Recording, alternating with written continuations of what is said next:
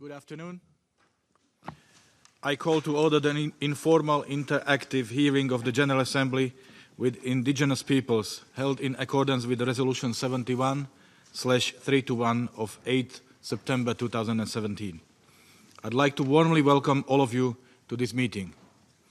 This hearing provides an opportunity for all relevant stakeholders to reflect on possible further measures necessary to enhance the participation of indigenous peoples' representatives and institutions in relevant United Nations meetings on issues affecting them, as well as inform the intergovernmental process of the General Assembly that will resume at its 75th session. With your permission, I will now deliver my opening statement. Thank you all for being here. In particular, I'd like to thank Assistant Secretary General Gilmore and Ms. Walid Abu Bakrain, as our distinguished chair, and all the elders and indigenous representatives we have in the room today. I have the honor to serve as the President of the United Nations General Assembly, and so I get many opportunities to speak at the United Nations. But I know that this is not the same for everyone in this room. That's why today it is your hearing, not mine.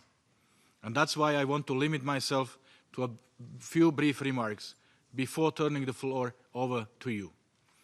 In doing so, I'll make 4 main points. First, I want to talk about how we got here. It was nearly 100 years ago when indigenous peoples first asserted their rights on the international stage. But they did not see much progress, at least until 1982, when the first working group on the indigenous populations was established. And in 2007, the rights of indigenous peoples were finally set out in an international instrument. Let us be clear here. Rights are not aspirational. They are not ideals. They are not best-case scenarios. They are minimum standards. They are non-negotiable, and they must be respected and promoted. Yet, here we are, more than a decade after the Declaration on the Rights of Indigenous Peoples was adopted. And the fact is, these rights are not being realized.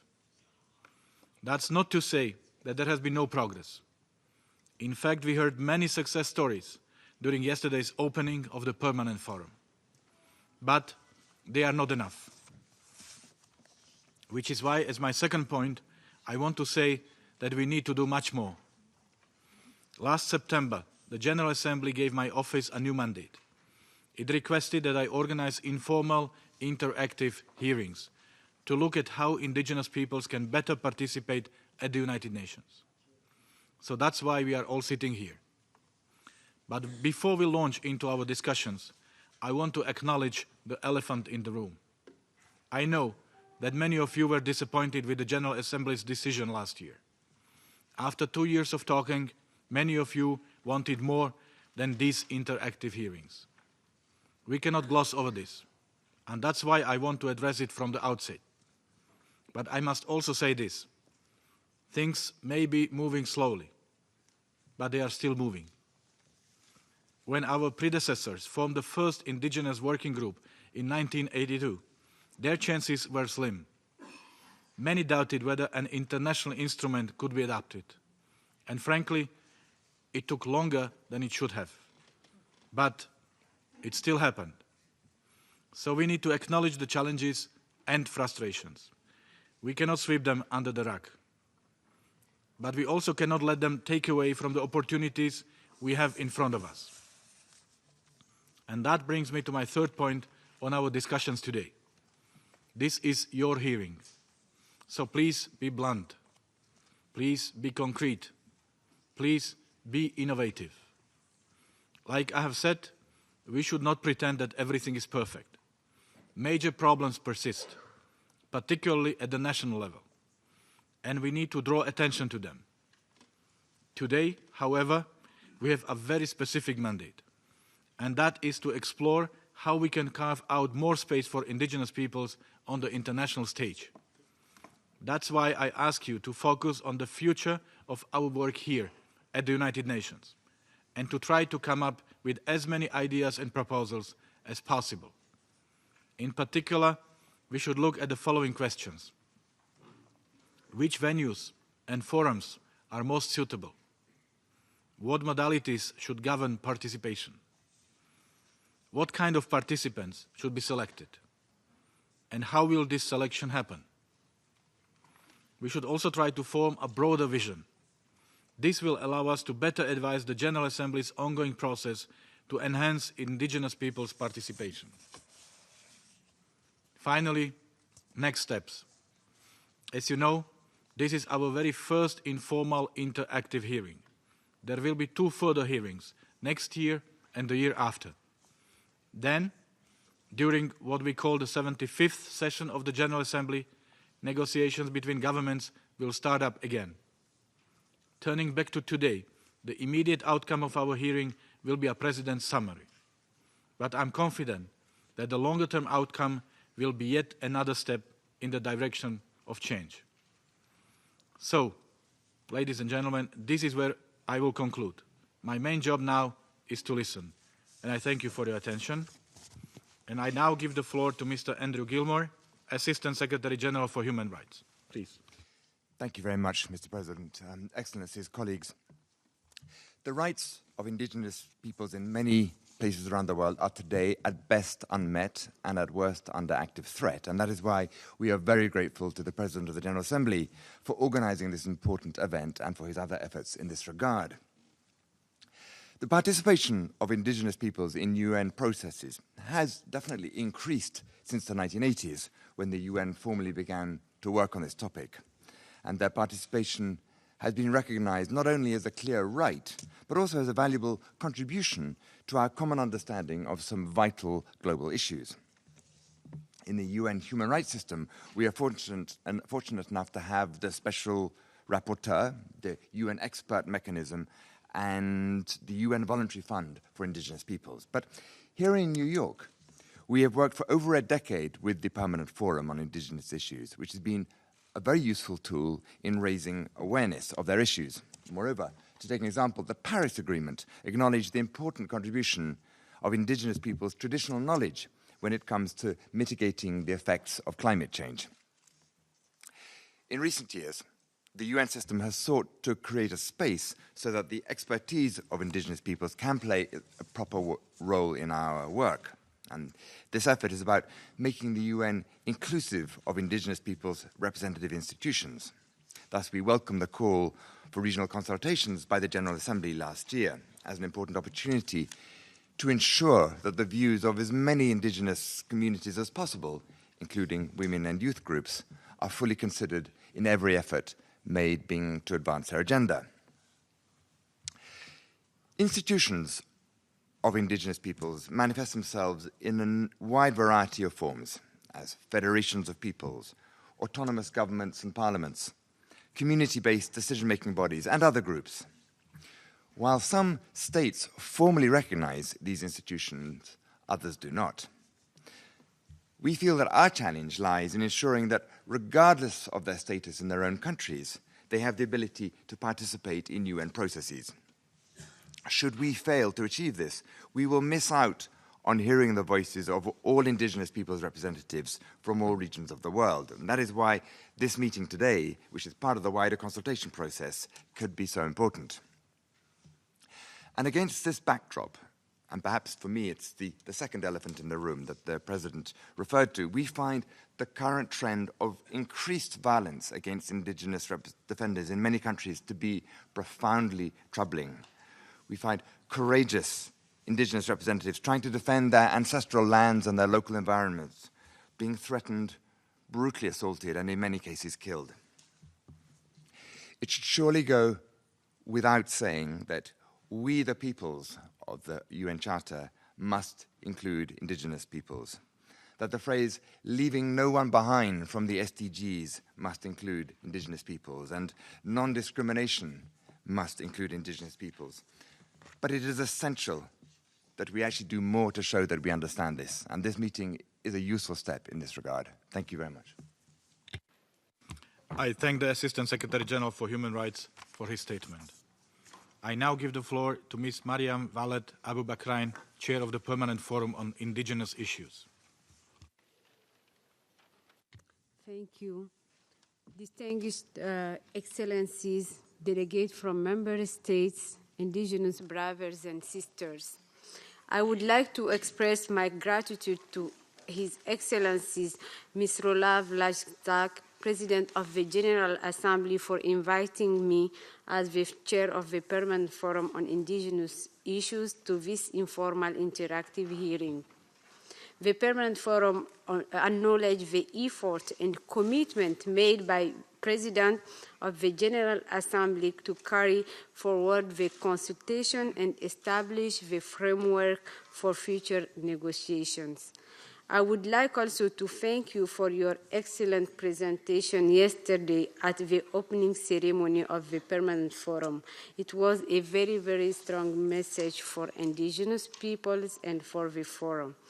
The Permanent Forum recognizes the existing current good practices within the United System that allow for the participation of indigenous peoples under the Economic and Social Council and the Human Rights Council in particular. Their participation at the session of the Permanent Forum on Indigenous Issues and the expert mechanism on the rights of indigenous peoples. I also check against delivery, not that the participation of indigenous peoples is limited at other venues, many of which deal with issues that directly affect the rights and well-being of indigenous peoples. Current processes do not recognize the status of indigenous peoples' governance and representative institutions, many which are already recognized by member states at the national, local, and community level. We need a kind of harmony between these two recognitions. Indigenous peoples' representative institutions are not NGO. Our chiefs, our parliamentarians have to sit in a dignity places. Member states recognize this at the national level, but the United Nations has not developed a mechanism to recognize this, and this needs to be resolved.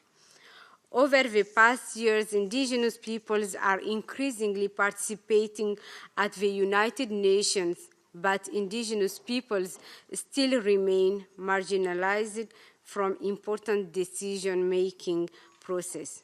We need to do more. Indigenous peoples' participation at the United Nations has been a positive experience. Indigenous peoples have demonstrated that they wish to and can work peacefully in partnership with member states to address their issues and of common concern, such as the 2030 Agenda for Sustainable Development, climate change, as mentioned by Mr. Gilmore, peace building, and other emerging issues. To conclude, indigenous peoples are counting on the General Assembly to move this process forward so that indigenous peoples can continue to enrich the work of the United Nations for our common good. The Permanent Forum remains ready and committed to advance this important process, and I would like to emphasize on the fact that we don't want that this hearing come with any kind of diminution of participation rights that indigenous peoples have already within the United Nations. Thank you. I thank the chair of the Permanent Forum on Indigenous Issues. I now give the floor to Chief Wilton Littlechild, a Cree lawyer, advocate, and former member of Parliament who has worked to advance the rights of Indigenous peoples in Canada and around the world, who will deliver a keynote statement. Please.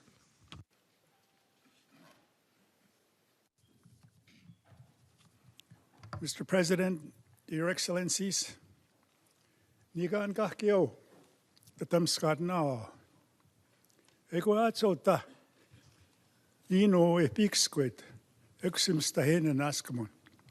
Thank you very much. I just bring you greetings in my language. And yes, Mr. President, the General Assembly resolution last fall was a disappointment to Indigenous peoples in that we have not yet achieved the goal of enhancing our participation at the UN. However, we can all work together with the resolution in order to advance the issue, and we know member states stand with us in this work. Indigenous peoples have made significant contributions to the international system, and we will continue to do so. The Permanent Forum, MRIP, and the Special Rapporteur are providing excellent input to the General Assembly on this and other issues. These important relationships will continue to increase to serve us all.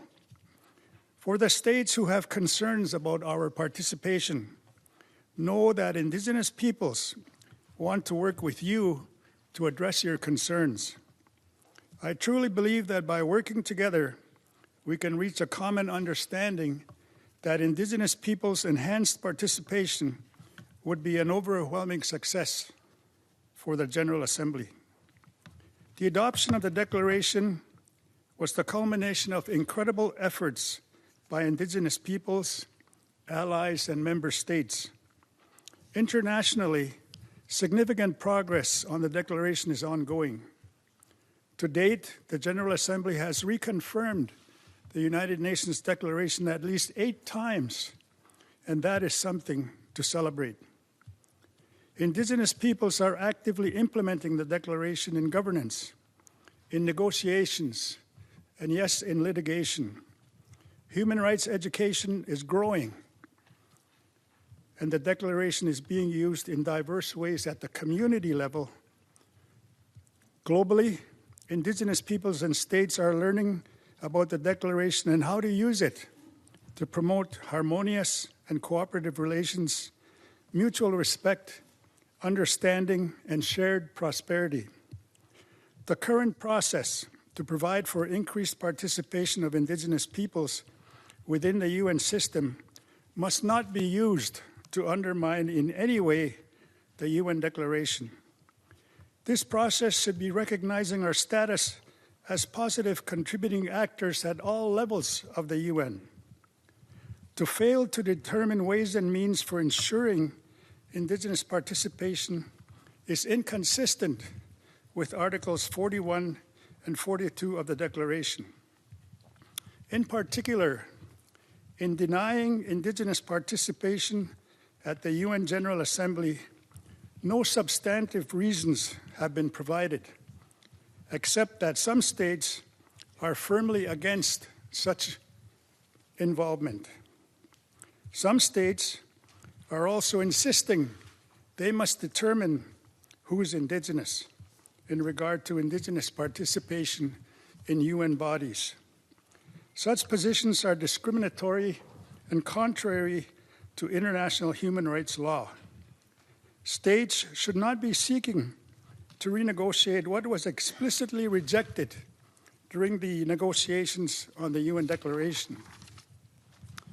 In the ways and means of promoting participation at the UN of Indigenous representatives on issues affecting them, the report of the Secretary General, it is emphasized that in accordance with the UN Declaration, and I quote, Indigenous peoples have the right to self-identify as such. The right to self-determination and the fact that there is no agreed definition of Indigenous peoples should be borne in mind.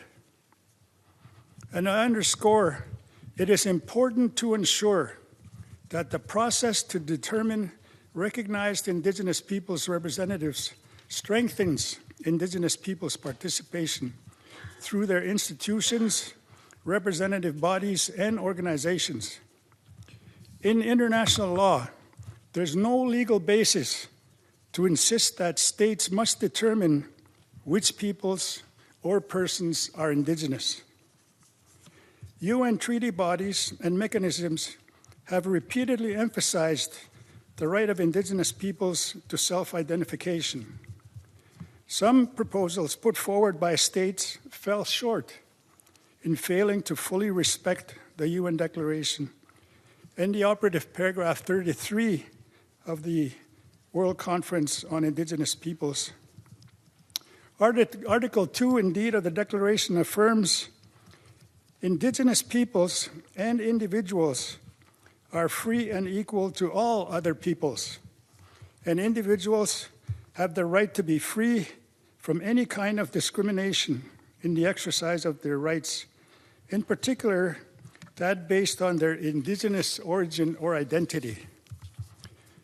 In this whole context, it's worth recalling preamble paragraph 18 of the UN Declaration, and I quote, "Convinced that the recognition of the rights of indigenous peoples in this declaration will enhance harmonious and cooperative relations between the state and indigenous peoples based on the principles of justice, democracy, respect for human rights, non-discrimination, and good faith.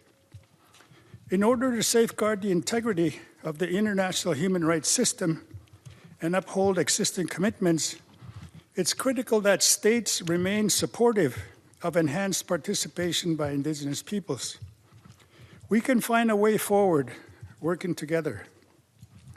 To the states, you have nothing to fear in creating space for the participation of indigenous peoples. Yes, we have called for attention on our concerns, but we also have always offered solutions. What have we contributed to the human family, for example? Let me remind you very briefly the recognition of spiritual rights, focus on climate change, the extended family, indigenous laws, restorative justice, justice circles,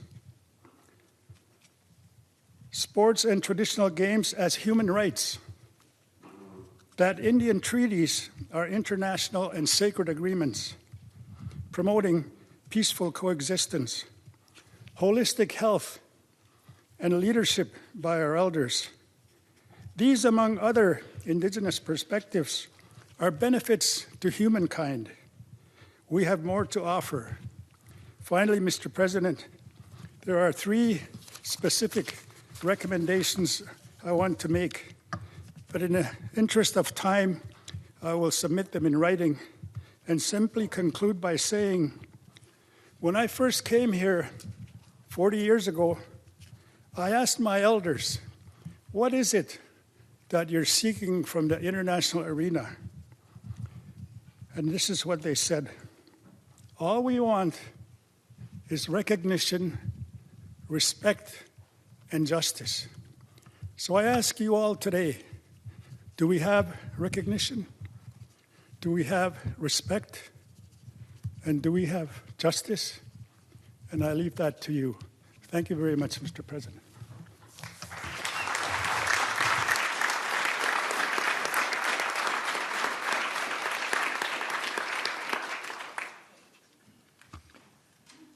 I thank Chief Littlechild for his statement.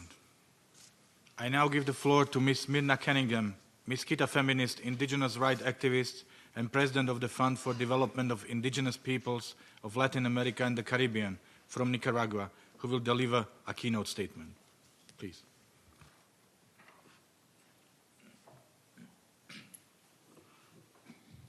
Thank you. Al Sutra Tutniyamni. Les saludo en nombre de los pueblos indígenas de Nicaragua y del Consejo Directivo del Fondo para el Desarrollo de los Pueblos Indígenas de América Latina y el Caribe. ¿Para qué venimos a Naciones Unidas y decimos que queremos ampliar nuestra participación? Definitivamente buscamos ampliar nuestra participación en la ONU para la plena realización de las provisiones establecidas en la declaración. Venimos para asegurar el ejercicio pleno de nuestros derechos, en base al artículo 41 de la declaración, pero a partir de nuestras propias voces. Casi todos los temas que se tratan en las Naciones Unidas nos afectan. No queremos, por lo tanto, una participación que nos reduzca a determinados espacios. Queremos participar en la Asamblea General, en los órganos subsidiarios, en reuniones específicas, en las reuniones de alto nivel y otros espacios de toma de decisión. Para ello, consideramos que la Asamblea General debe hacer una recomendación específica que lo defina para todos sus órganos, incluido el Consejo de Derechos Humanos, ECOSOC, y que incluya también a las entidades, agencias, fondos y procesos asociados. La participación en la Asamblea General deberá ser paritaria, regional y representativa. Considero, por lo tanto, que el Foro Permanente de Cuestiones Indígenas es la instancia representativa más idónea con la cual contamos. La designación de las expertas y los expertos independientes pasa por un proceso que podrá ser perfeccionado, pero garantiza paridad, cierto grado de representatividad, consideraciones geográficas, de género, entre otros. Por lo tanto, propongo otorgarle al Foro Permanente un estatus especial en su carácter de instancia representativa de los pueblos indígenas en la Asamblea General, asegurando intervenciones, tiempos, oradores y participación de las 7 regiones socioculturales de acuerdo a los temas que se traten. Se puede complementar esa modalidad con la participación de representantes indígenas en proyectos de resoluciones y negociaciones sobre diversos temas, tal como fue el caso de la resolución sobre la reunión de alto nivel conocida como Conferencia Mundial que nombró asesores indígenas. Y también se debe de complementar con procedimientos de consulta estructurados para obtener el consentimiento libre, previo e informado de los pueblos en diversos temas. Esta propuesta requiere el fortalecimiento del Foro Permanente con asistencia técnica, recursos financieros y logísticos, además de un mecanismo de coordinación permanente entre las 3 instancias ya establecidas en la ONU para atender el trabajo con pueblos indígenas, que facilite sinergias y fortalezca el sistema. Para poder asegurar la participación indígena será conveniente continuar ampliando el mandato del Fondo de Contribuciones Voluntarias y un llamado específico a los Estados miembros y otras instancias para que asignen recursos. El mecanismo de acreditación establecido actualmente para participar en el Foro Permanente deberá continuar estableciéndose no solo para el foro, sino para otros espacios de Naciones Unidas, de manera que tome en cuenta las diversas formas organizativas de los pueblos indígenas, sus gobiernos propios, sus propias instituciones, pero también las instancias creadas a través de acuerdos constructivos a los cuales han llegado algunos estados con los pueblos indígenas, como es el caso, por ejemplo, de mi país, en donde ya tenemos regiones autónomas. Por lo tanto, los gobiernos autónomos indígenas deberán de tener también una forma de acreditación. El SWAP ya establecido es una herramienta sumamente útil que podría facilitar e incrementar la participación, pero requiere mejorar los mandatos y la coherencia entre los distintos niveles del sistema de Naciones Unidas, a nivel global, a nivel regional y a nivel de los países. Y esto también deberá ir acompañado con el mejoramiento de mecanismos de participación indígena en estos niveles del Estado. Tenemos ya experiencias importantes de articulación y alianzas que pueden ser utilizados en este proceso. Por ejemplo, la participación de los pueblos indígenas en el FIDA, con una política, un fondo, un foro y un mecanismo de diálogo y concertación en el proceso de formulación de las operaciones del FIDA. O en el caso de América Latina, la alianza entre el FILAC y las agencias del Sistema de Naciones Unidas, que permitió recientemente la adopción de un plan de acción entre gobiernos y pueblos indígenas con un horizonte de 10 años. Señoras y señores, quiero concluir felicitando al presidente de la Asamblea General por la organización de este diálogo interactivo y a todos los que a lo largo de estos años han abonado con sus aportes a este tema. Pero principalmente quiero felicitar a las hermanas y hermanos de los pueblos indígenas que con su presencia, sus voces y sus aportes han permitido llegar a este nivel de madurez en el debate. Muchas gracias.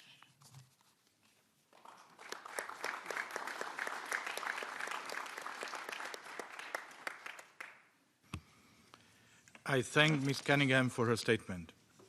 We have heard the last speaker for the opening segment.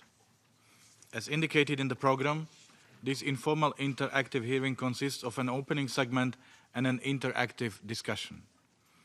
During the interactive discussion, participants are encouraged to limit their interventions to 3 minutes in order to provide for maximum participation. All participants are encouraged to avoid speaking from written statements.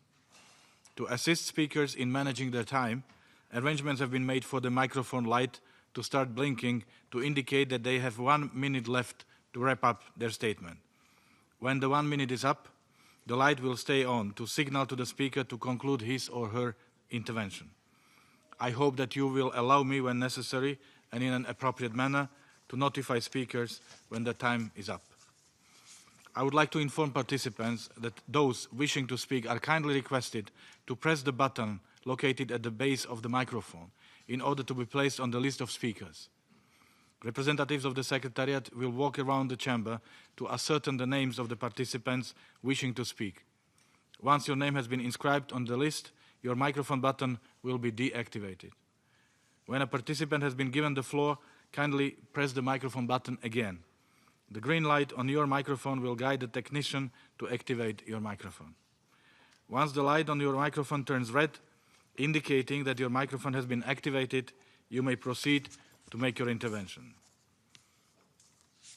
I now open the floor for an interactive discussion and invite participants to make comments and pose questions.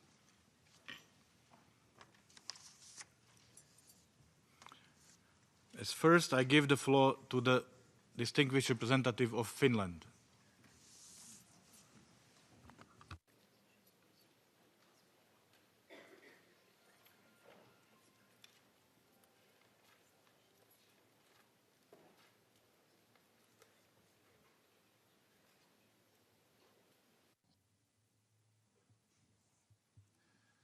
Thank you, Mr. President.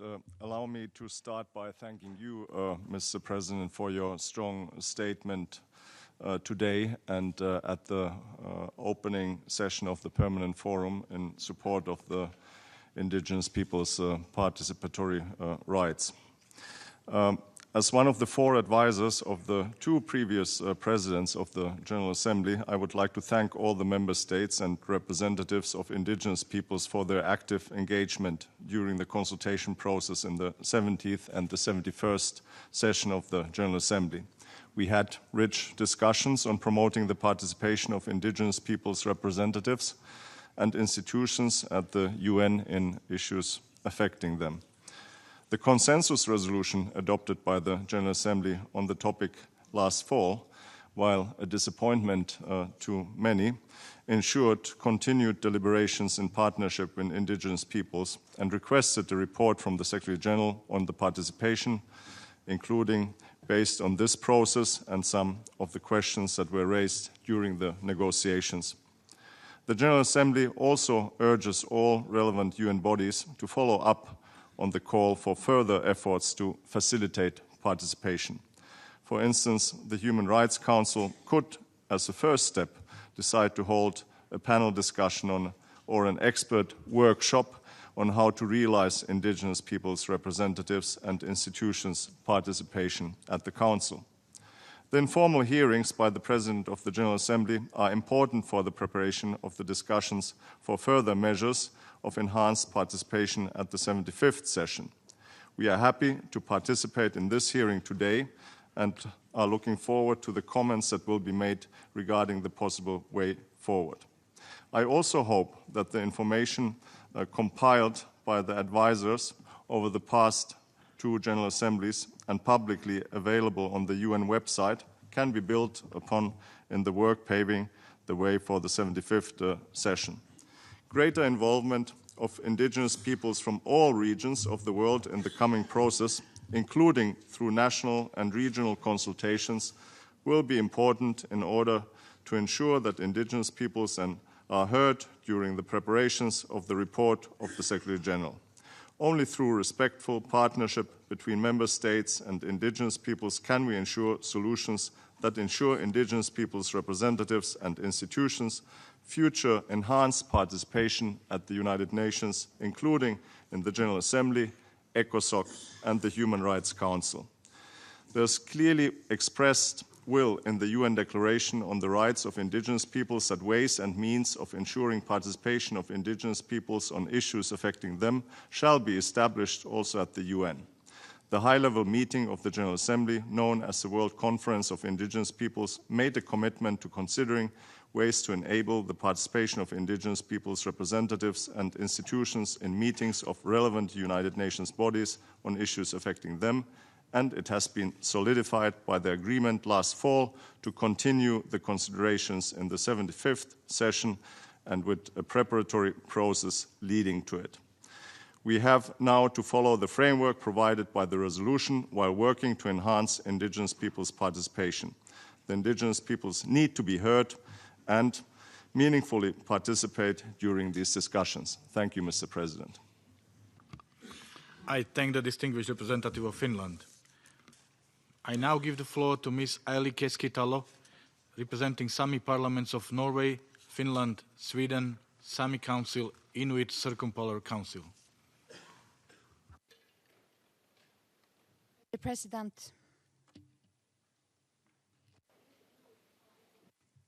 Mr. President, Pori Holomot, dear Excellencies and representatives of indigenous peoples, I speak on behalf of the following Arctic indigenous peoples, institutions and organizations: the Sami parliaments of Finland, Norway, Sweden, the Sami Parliamentary Council, as well as Inuit Circumpolar Council and the Sami Council. First, to the elephant. Let me express our dissatisfaction with the outcome of the consultation process we had over the last 3 years. This is the first time we meet after the GA resolution on indigenous peoples' participation was passed last fall. And let me just state the obvious. The result is far from what was on the table when we last time consulted with the states. We are dismayed by the result, as it seems like the states have disregarded all major elements that we thought we agreed on. The member states asked us for our red lines, and they made sure to go well below that as soon as they had thrown us out of the room. This is not in accordance with the principles of free, prior, and informed consent and consultations obligations established in your own agreed rules in the UNDRP. We note that the UN itself is not willing or able to adhere to its own standards. We, the peoples of the United Nations, as it is prominently stated in the UN Charter, should and must embrace the contributions and rights of the indigenous peoples of the world. We had such high hopes for a new era of work together with the peoples of the world when the UNDRIP was adopted back in 2007. In 2014, the heads of states of the UN agreed to find new modalities and working methods respecting the representatives of indigenous peoples and their contribution. In our view, this process has demonstrated that the member states lack the interests in fulfilling these ambitions. We do have a lot to offer to our global community and have turned to our common body to establish working methods and a participatory status that respect our status as peoples, all in good faith. It is discouraging to note that our 2 years of work resulted in a resolution that we do not recognize. We are now in a situation where we are asked to contribute to a process where we see more questions than answers. And we hope the Honourable PGA can guide us on how this process is to proceed.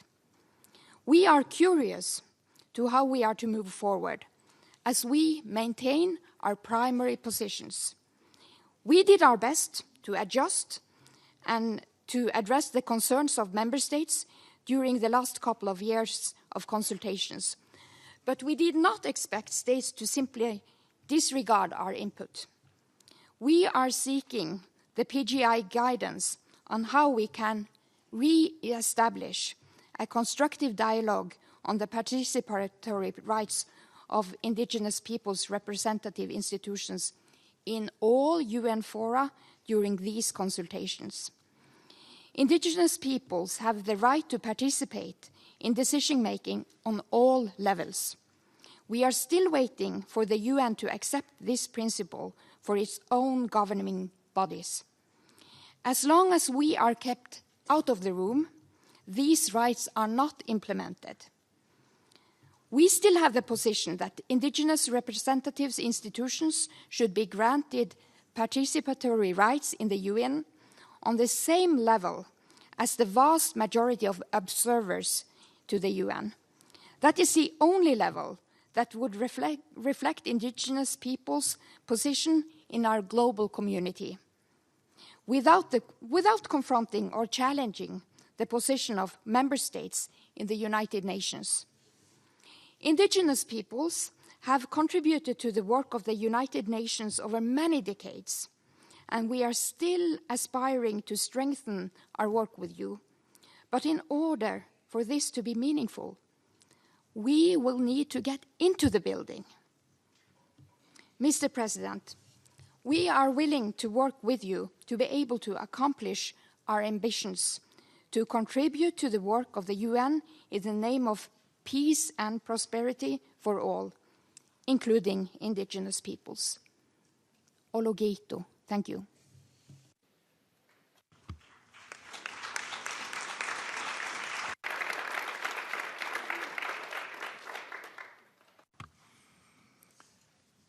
I thank the representative of Sami parliaments of Norway, Finland, Sweden, Sami Council and Inuit Circumpolar Council.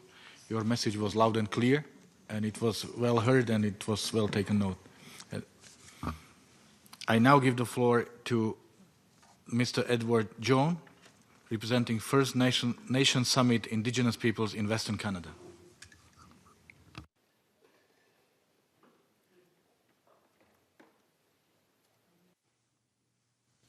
Thank you. Thank you very much. I appreciate the invitation to speak on this issue. I'd like to acknowledge the words of my brother, Chief Willie Littlechild, and sister, Dr. Myrna Cunningham, and would endorse both of their statements completely and the recommendations from Dr. Myrningham. I've changed her name, Dr. Myrna Cunningham. I would like to say that my name is Edward John. I am an Indigenous hereditary chief holding the name of Kyle Joe, handed down through the generations and an elected leader from British Columbia. And for many of our nations, Indigenous nations in Canada, we see ourselves as governments and not as non-governmental organizations. And many of our governments have no opportunity to be recognized as such in this big house we call the United Nations. In your opening statement, Mr. President, in the 72nd session of the UN General Assembly, I want to quote what you had to say. And some of that was reflected today and yesterday as well in your comments. Sometimes the work of the United Nations can be very complex, but the reason for its establishment is simple. The UN was created for peoples, and in this regard I would add indigenous peoples. Its job is to help people who are striving for peace and a decent life on a sustainable planet. The people who need the United Nations the most are not sitting in this hall today. They are not involved in the negotiations of resolutions. They do not take the floor at high-level segments. It is one of the tasks of the General Assembly to make sure that their voices can still be heard. And this is the opportunity that we have in front of us so that our voices can be heard. Your statements are very much welcome today, and as well as from your comments at the opening of the General Assembly. You've heard the concerns that have been raised, my sister from the Sami Parliament, and I won't reiterate those. The voices of some 370 million Indigenous peoples need to be heard on the deep and persistent social economic gaps that our peoples face globally, the continued discriminatory practices towards Indigenous peoples, the dispossession and degradation of Indigenous lands, territories and resources, the right to free, prior, informed consent, which is threaded throughout the rights in the Declaration, that of self-determination, lands and territories and resources become the flashpoints of conflict, and the lack of state commitments and actions on the recognition of Indigenous peoples as Indigenous peoples and their respective rights. Having said that, we remain optimistic. Our resilience and our resistance to be put down continues to be strong. Indigenous peoples, the UN should help Indigenous peoples who strive for peace and decent life on a planet which sustains all life. After a long struggle lasting over 2.5 decades, the UN General Assembly finally adopted the Declaration on the Rights of Indigenous Peoples in 2007. It's surprising to me that it always takes such a long time for the recognition of our rights, but now that we have the recognition, we are looking towards being involved in this big house to be able to observe and have a say about these issues that I mentioned above. Indigenous peoples do not sit in this General Assembly hall, and we're not involved in the negotiations of resolutions or able to take the floor at high-level events. In this regard, I want to bring forward that in December 2017, within the context of the 2017 Nobel Peace Prize Award on December 10th, within the context of the 25th anniversary of the Nobel Peace Prize Award to Dr. Rigoberta Menchú, an Indigenous woman advocate from Guatemala, the Nobel Peace Prize Forum, the 2017 Nobel Peace Prize Forum was convened to focus on Indigenous peoples in conflict with state-supported development. I was asked to chair this forum, which I was happy to do. The particular focus was on mining, on reindeer herding grounds on which the Sami Indigenous people rely, and on the Standing Rock Sioux and the impacts from the Dakota Access Pipeline on their water sources.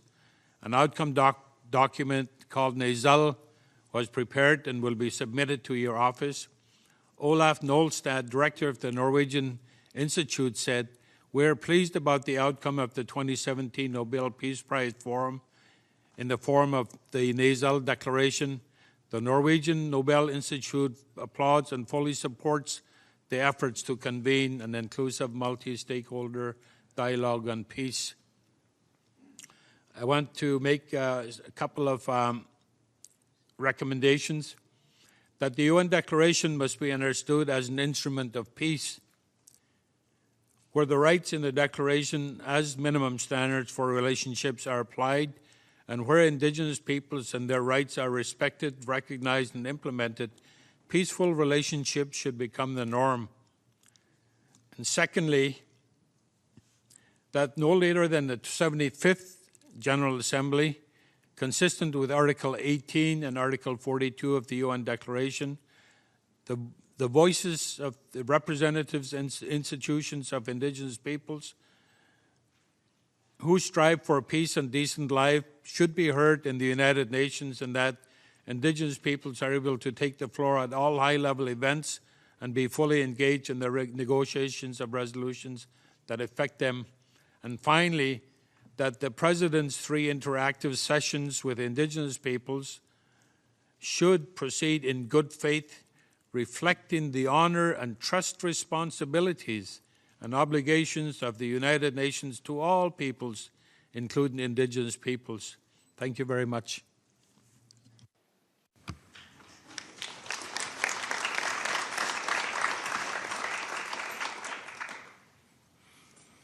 I thank the representative of the First Nations Summit Indigenous Peoples in Western Canada. In order to accommodate all speakers during the interactive discussions, I would like to remind participants that statements should be limited to 3 minutes, and I thank you for your cooperation. I now give the floor to Ms. Caroline Bennett, Minister of Crown, Indigenous Relations and Northern Affairs of Canada. Mr. President, Elders, Excellencies, and Indigenous partners, firstly, I want to recognize the wise words and ongoing advocacy of Grand Chief Littlechild and Grand Chief John. I have the honor of delivering a joint statement this afternoon on behalf of Australia, New Zealand, and Canada. In line with the outcome document of the World Conference on Indigenous Peoples, and with the aims of the UN Declaration on the Rights of Indigenous Peoples, Canada, Australia, and New Zealand believe strongly that Indigenous peoples have the right to participate and to be heard in decisions that affect them at the United Nations. This is reflected in Article 18 of the UN Declaration, which states that Indigenous peoples have the right to participate in decision-making in matters which would affect their rights. Nothing about us without us is at the very heart of the UN Declaration. It is what is at stake on this issue of Indigenous representation. We are countries with colonial past. For too long, we have not given a voice to Indigenous peoples in our countries. Today, Canada, Australia, and New Zealand are committed to ensuring that Indigenous peoples, wherever they live, are able to influence global decision-making at the UN through meaningful participation in this body. After almost 2 years of consultations, Canada, Australia, and New Zealand were disappointed that a system for Indigenous participation at the UN was not established during the 71st General Assembly. Canada, Australia, and New Zealand remain firmly committed to this goal. We continue to urge all bodies and organizations throughout the UN system to work to enable the participation of Indigenous peoples, representatives, and institutions in relevant meetings on issues affecting them. With respect to the specific clusters, we believe that Indigenous peoples should be able to participate in all meetings of the General Assembly.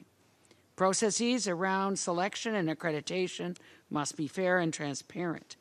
Both Indigenous peoples and member states need an open and transparent appeal process. Selection criteria should be applied flexibly. A no objection basis is not acceptable for our delegations.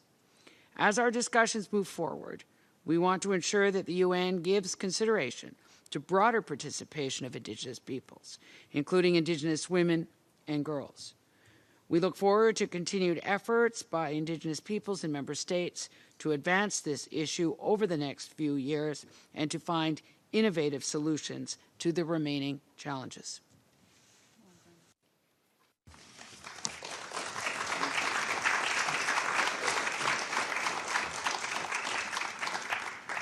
I thank the Minister of Crown, Indigenous Relations and Northern Affairs of Canada. I now give the floor to Ms. Terry Henry, North American expert member of the Permanent Forum on Indigenous Issues. Excellencies, Indigenous peoples, leaders, and parliamentarians, UN agencies and programs, ladies and gentlemen. Mr. President, I first want to thank you for your strong statement, both yesterday and today, on the participation rights of Indigenous institutions. Thank you. In paragraph 6, the current General Assembly resolution on participation encourages the Secretary General to hold regional consultations, including through the regional commissions as appropriate, with the support of member states and relevant agencies and entities of the United Nations system before the 19th session of the Permanent Forum on Indigenous Issues, and requests the Secretary General to incorporate those inputs in the report.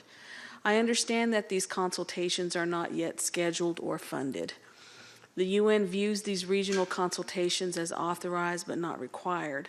I understand that there's no funding set aside either, as stated.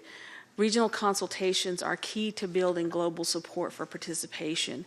We need some way to break the logjam that we encountered last year, and the regional consultations with appropriate funding to enable meaningful Indigenous participation seems like a good path forward. In the years of work leading up to the 2014 World Conference, Indigenous peoples from the 7 global geopolitical regions, including representatives of the Women's Caucus and Youth Caucus, worked together to develop common positions on key issues facing Indigenous peoples. The result of that work, the ALTA document, called for, at minimum, a permanent observer status within the United Nations system, enabling our direct participation through our own governments and parliaments. Our own governments include traditional councils and authorities. Indigenous peoples' representatives institutions take many forms from around the world. In the United States, many of our nations are organized as constitutional democracies that exercise self-determination and self-government by providing a full range of government services: criminal and civil justice, environmental regulation, education, health care, housing, and basic infrastructure. In other regions, Indigenous peoples' representative institutions may look quite different from my tribal government, for example. However, the Declaration recognizes that all Indigenous peoples have the right to self-government and self-determination, as well as the right to participate in decision-making in matters that would affect their rights. Regardless of the form of government, participating at the UN is an important way that Indigenous peoples' representative institutions can exercise these rights of self-government, self-determination, and participation in decision-making. I strongly encourage the Secretary General, member states, and relevant agencies and entities of the United Nations system to work together to hold regional consultations on Indigenous participation. These consultations will be very helpful in providing Indigenous peoples from around the world the opportunity to speak out on this topic. They would also provide member states with important new perspectives by providing them the opportunity to hear directly from larger numbers of Indigenous peoples in their regions about the importance of self-determination, self-government, and participation. We know from the ALTA document and from many contributions made during the previous cycle of consultations on this topic that Indigenous peoples understand the importance of their ability to have their representative institutions speak directly for them at the United Nations meetings affecting their rights. But we also know that further discussions at the regional level will be important to build understanding about this issue and to develop more concrete recommendations to enable Indigenous peoples' representatives institutions from all regions of the world to exercise their rights more fully by including participation in the UN. Thank you very much.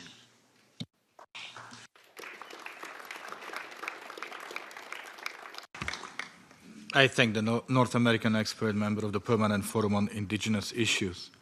I now give the floor to Mr. Charles Massabo, representing UNIPROBA.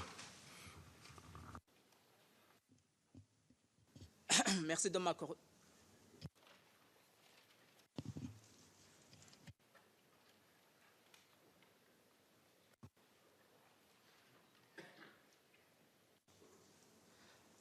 Merci de m'accorder la parole. Je vais m'exprimer au nom des Batois du Burundi, les peuples autochtones d'Afrique.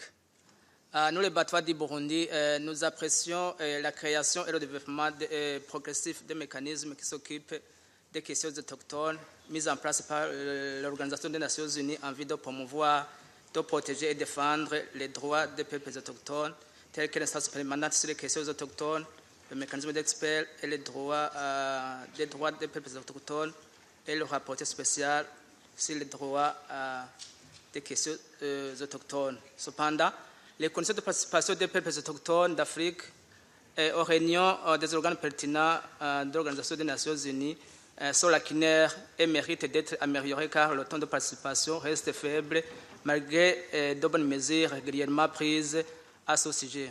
Il convient donc d'accroître le nombre de participants autochtones. En ce qui concerne la participation, les modalités de participation,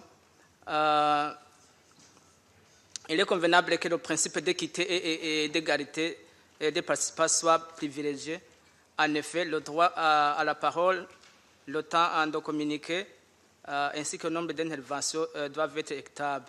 Il est souhaitable également que les peuples autochtones soient associés à la rédaction des résolutions et conclusions auxquelles les participants se sont convenus lors des débats. Mais aussi, en ce qui concerne le choix des participants, le choix devrait tenir compte de l'expérience du candidat afin que la participation soit profitable à tous par échange d'expérience, ce qui est très important pour les nouveaux participants à ces réunions. Je dirais aussi qu'il est souhaitable qu'il y ait aussi une organe consensuel réunissant les autochtones et qui serait chargé de faire le choix des participants en tenant compte des régions. Je vous remercie.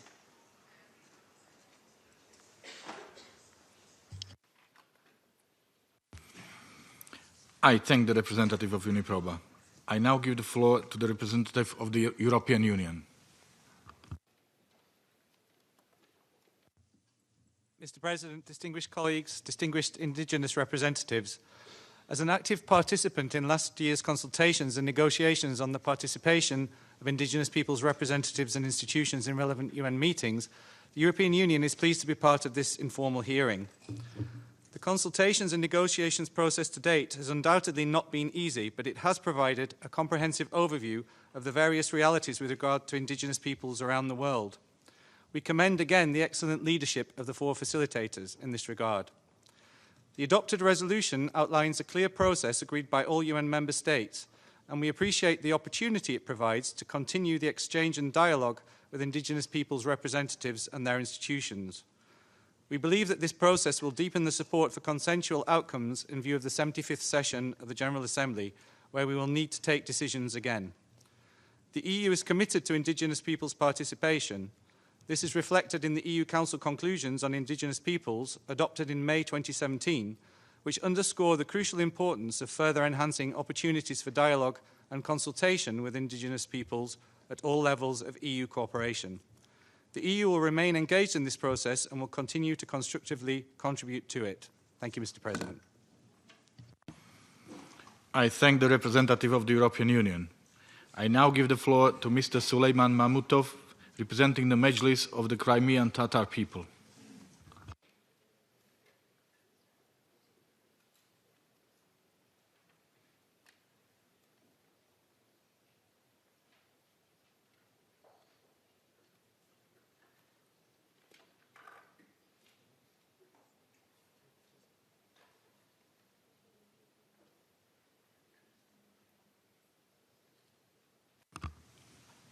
Not present in the room.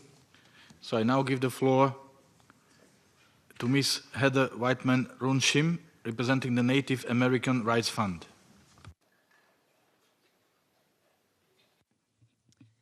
Good afternoon. My name is Heather Whiteman-Runshim, and I am a staff attorney at the Native American Rights Fund. This intervention is made on behalf of the National Congress of American Indians, the oldest and largest coalition of indigenous governments within the present-day United States, as well as the Native American Rights Fund. We appreciate the General Assembly's continued commitment to remedy a long-standing gap within the structure of the United Nations system, which continues to prevent full and effective participation, rightful participation by Indigenous peoples' representative institutions. We urge the member states to look to the articles of the UN Declaration on the Rights of Indigenous Peoples to inform actions and processes consistent with those provisions which affirm the rights of Indigenous peoples to participate and be heard, and that commit the United Nations to establish ways and means for the participation of Indigenous peoples on issues affecting them. We are here to convey our unwavering, ongoing support for this endeavor. Leading up to the World Conference on Indigenous Peoples, we joined with Indigenous peoples from around the world to endorse the ALTA document. We have consistently advocated for the establishment of an appropriate, dignified status for Indigenous peoples' representative institutions at the UN because we recognize that the best way to implement the UN Declaration on the Rights of Indigenous Peoples and safeguard the rights of Indigenous peoples is for Indigenous peoples to participate fully and permanently in the work of the UN. As peoples who have governed ourselves on our homeland since time immemorial, we have a right to participate in the community of nations. We have repeatedly set out firm ideas for participation venues and participation modalities. I will briefly reiterate these ideas as our views remain consistent. As to venues, Indigenous peoples themselves can and should determine where and when their participation is warranted because Indigenous peoples know in which venues their rights and resources are potentially impacted. Indigenous peoples' ability to participate in the United Nations fora should not be circumscribed by theme or specific mechanism. As to modalities, the ability to attend, speak, and to make written submissions at meetings is critical, and full meaningful participation requires no less.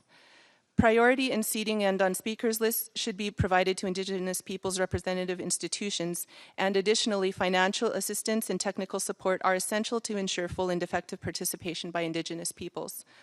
Criteria for eligibility for an enhanced participation status must address the many different realities facing Indigenous peoples around the world and must do so in a flexible, fair, and just manner.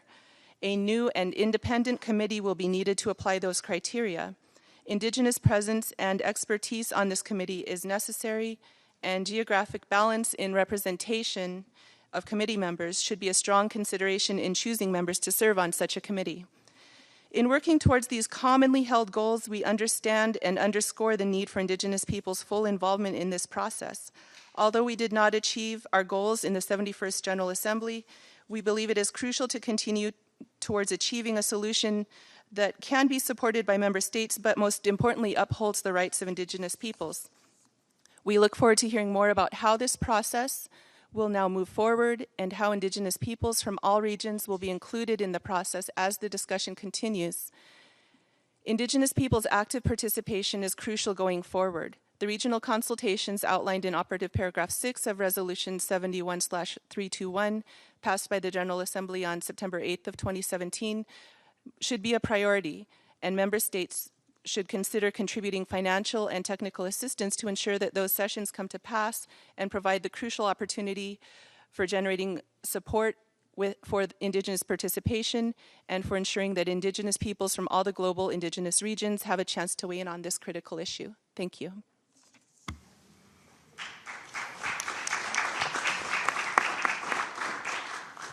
I thank the representative of Native American Rights Fund. I now give the floor to the representative of Ecuador. Muchas gracias, señor presidente. Saludamos que se haya dedicado esta tarde exclusivamente para tratar un tema trascendental importancia para los pueblos indígenas. Mejorar la participación de los pueblos indígenas en la ONU es sin duda uno de los asuntos pendientes que tenemos como comunidad internacional. Muchas veces los pueblos indígenas somos llamados para ser consultados, pero en muy pocas ocasiones tomamos decisiones, y eso no es participación. Señor presidente, a nivel multilateral y bilateral, Ecuador no solo promueve la interculturalidad, sino que enfatiza el reconocimiento de los derechos de los pueblos y nacionalidades indígenas, y la participación es uno de ellos. Mi país apoyó desde el inicio la propuesta y participó activamente en la organización de la primera Conferencia Mundial sobre Pueblos Indígenas que celebramos aquí en esta sede en 2014, y de la cual precisamente uno de los compromisos que surgió de ese documento nos reúne acá. el cual fue examinar la manera de hacer posible la participación de que representantes de instituciones de los pueblos indígenas participen en las reuniones de los órganos pertinentes de las Naciones Unidas sobre los asuntos que nos conciernen. Asimismo, Ecuador respaldó y contribuyó positivamente durante todo el proceso de consultas que nos tomó 2 años y que fue liderado por 2 presidentes de la Asamblea General, con el que se buscaba mejorar la participación de los pueblos indígenas en la ONU. Al igual que otros estados y pueblos indígenas, lamentamos que no se haya llegado a un acuerdo que permita culminar con éxito esa aspiración que surgió de los pueblos indígenas. Y si bien volveremos a examinar este asunto en el 75º periodo de sesiones de la Asamblea General, solo será posible hacer de ello una realidad si se consideran y se superan las brechas económicas, sociales, políticas y culturales que afectan a los pueblos y nacionalidades desde la colonia. Por nuestra parte, continuaremos apoyando la creación de un nuevo mecanismo o comité de selección que permita a las instituciones o representantes de los pueblos indígenas participar en las reuniones de la ONU. De igual manera, seguiremos subrayando que los pueblos indígenas no se reconocen como ONGs, por lo que resulta necesario el otorgamiento de una nueva categoría para las instituciones representativas o representantes de los pueblos indígenas. Asimismo, subrayamos que en cualquier avance que se realice a favor de esa participación, se debe garantizar un balance regional. Tenemos que asegurar la presencia y participación de los pueblos indígenas de la región de América Latina y el Caribe. Señor Presidente, los conocimientos de los pueblos y nacionalidades son fundamentales en muchos ámbitos. Solo por mencionar algunos de ellos, podríamos decir salud materna, educación, medio ambiente y la protección de recursos naturales. Es importante sistematizar las experiencias así como las propuestas de los pueblos indígenas y que seamos nosotros quienes expliquemos el sentido de las mismas. La mejor forma de participación de los pueblos indígenas es que efectivamente que ellos, nosotros, participemos y mantengamos un diálogo intercultural en el que se consideren nuestras prácticas y conocimientos ancestrales. Por alguna razón, señor Presidente, luego de siglos de luchas, nuestras prácticas sobreviven y eso significa por sí mismo que son exitosas. Muchas gracias. I thank the representative of Ecuador. I now give the floor to Mr. Suleiman Mamutov, representing the Mejlis of the Crimean Tatar people. Mr. President, elders, excellencies, and representatives of indigenous peoples, thank you for giving the floor. According to the recent OHCHR reports, Crimean Tatars are disproportionately affected by human rights violations committed by illegal Russian authorities in the occupied Crimea. And the systematic discrimination against and mistreating the Crimean Tatar people became a Russian state policy of cultural erasure of disfavored groups perceived to be the opponents of the occupational regime. Therefore, I would like to present the proposals that in the context of this situation. In particular, I would like to propose to establish and introduce the mechanism of semi-annual hearings on the human rights situations of indigenous peoples who are under particular threat due to the consequences of armed conflicts, military occupation, or natural disasters. These hearings may include the part where information will be presented by the representatives of indigenous peoples on the situation with their human rights. And the results of such hearings should be communicated to the states who are in the best position to minimize suffering of indigenous peoples and also to the respective UN agencies. Thank you very much. I thank the representative of the Mejlis of the Crimean Tatar people. I now give the floor to Mr. Chris Foley, representing Indian Law Resource Center.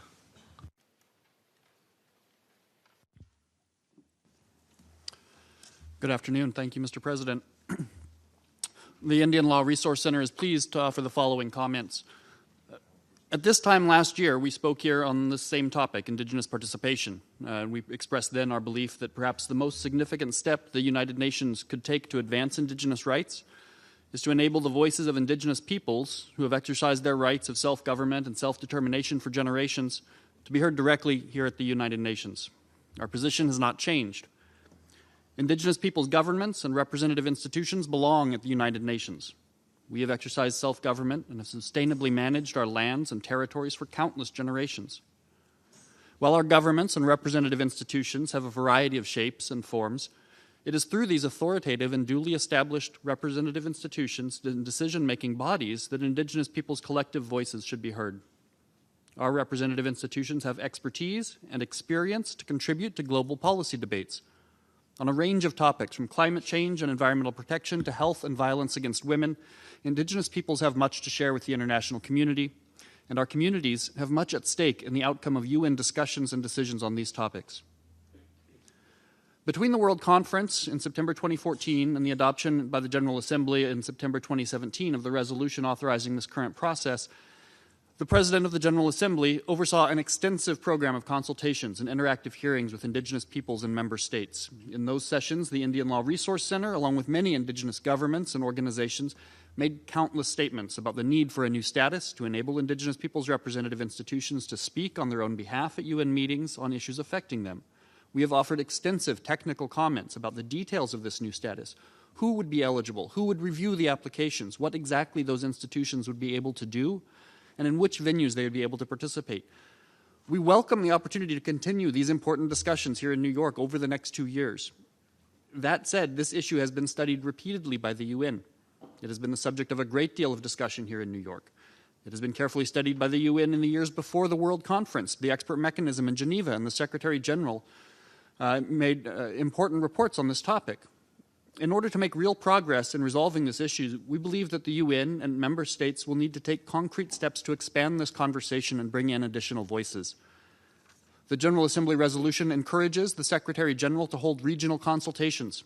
The UN and member states must make active efforts to secure broad participation from Indigenous peoples in all regions in this important debate. If the conversation continues to take place only in New York and Geneva, then we may find the conversation will not break new ground. There are many member states organized as the Group of Friends of Indigenous Peoples. We especially urge those states to consider hosting regional consultations to gather input from Indigenous peoples in their regions. It is likely that we will need new ideas and new voices if we are going to achieve a substantive result from this current process. Secondly, we encourage the President of the General Assembly to develop a clear multi-year program of work for these interactive hearings to ensure continued forward progress. Hearings could be devoted to one or two of the 4 key areas, and hearings could also include reports back from regional consultations to ensure a harmonized global discussion. We all need to work together to develop new solutions and to continue making progress to address the remaining issues. Thank you.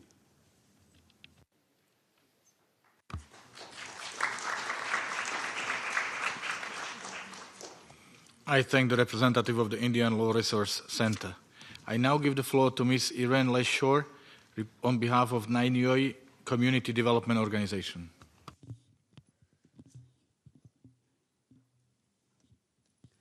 Thank you. Thank you, Mr. President, Your Excellencies, and representatives of indigenous organizations and UN agencies present. I first take this opportunity to thank the voluntary fund for enabling my participation in this very important forum. I will go straight to my recommendations. That the voluntary fund ensures full and effective participation of indigenous peoples from all over the world so as to reach the unreached small far-flung communities.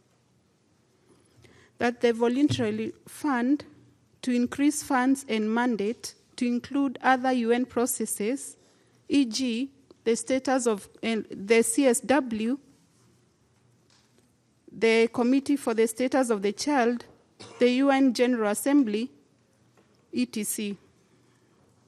I would also like to add that we, the indigenous women of Africa, are already marginalized in 3 ways. 1, for being black, 2, for being women, and 3, for being indigenous. We hope that these processes will open up spaces for more indigenous women from Africa to participate in the dealings of the UN and in all those processes that I've talked about. Lastly, we pray that these UN processes will avoid exclusion of indigenous peoples who are already excluded in their countries from many processes. By UN and all NGOs and private donors should also pool their resources in order to benefit as many participants as possible, and also to avoid a situation where only common participants from non-indigenous communities participate in all these processes, while the people who are unknown remain unknown. Thank you very much.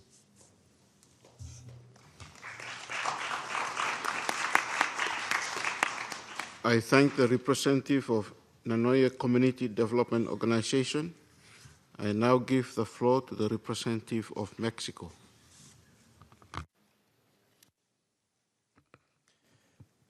Muchas gracias, señor presidente. El Gobierno de México da la bienvenida a los esfuerzos emprendidos para facilitar la participación de representantes e instituciones de los pueblos indígenas en las reuniones de los órganos competentes de la Organización de las Naciones Unidas sobre los asuntos que les conciernen, en seguimiento a lo estipulado en el párrafo 33 del documento final de la reunión plenaria de alto nivel de la Asamblea General, conocida como Conferencia Mundial sobre los Pueblos Indígenas. La Delegación de México hace uso de la palabra con la finalidad de llevar a cabo una explicación de posición que refleja la perspectiva del Gobierno de México en un tema que, como nación pluricultural, sustentada originalmente en sus pueblos indígenas, considera prioritario. Congruente con dicha postura, históricamente México ha sido un activo promotor de los derechos de los pueblos indígenas y del fortalecimiento del marco normativo e institucional en la materia, tanto en el seno de las Naciones Unidas como en otros foros multilaterales. En colaboración con diversos estados y siempre en estrecha consulta con los representantes de los pueblos indígenas, México ha promovido procesos históricos que han dado como resultado avances tangibles en el respeto, protección y garantía de los derechos individuales y colectivos de las personas indígenas. Ahora, lo que corresponde es llevar del papel a la práctica los derechos establecidos en la Declaración sobre los Derechos de los Pueblos Indígenas y los compromisos plasmados en el documento final de la Conferencia Mundial sobre Pueblos Indígenas, incluida la participación de representantes e instituciones de los pueblos indígenas en las reuniones de los órganos competentes de la Organización de las Naciones Unidas sobre los asuntos que les conciernen. México tiene la firme convicción de que la participación de los pueblos indígenas enriquece los trabajos de esta organización. Asimismo, al igual que con otros grupos específicos, el principio de nada sobre nosotros sin nosotros resulta igualmente aplicable a los asuntos que conciernen a los pueblos indígenas. México se sumó al consenso sobre el texto de la Resolución 71/321, adoptada el 8 de septiembre de 2017 por la Asamblea General durante su 71 periodo ordinario de sesiones, conscientes de que contiene elementos importantes, como la petición de un informe del Secretario General con recomendaciones concretas, audiencias interactivas y consultas regionales con pueblos indígenas, así como la ampliación del Fondo de Contribuciones Voluntarias para los pueblos indígenas. Consideramos que el proceso de negociación dejó clara la enorme complejidad del tema indígena en el seno de la organización. Al respecto, quisiéramos destacar el espacio otorgado a los pueblos indígenas durante todo este proceso, así como su activa y siempre positiva participación, al tiempo que lamentamos que la región de América Latina en ocasiones se haya visto subrepresentada.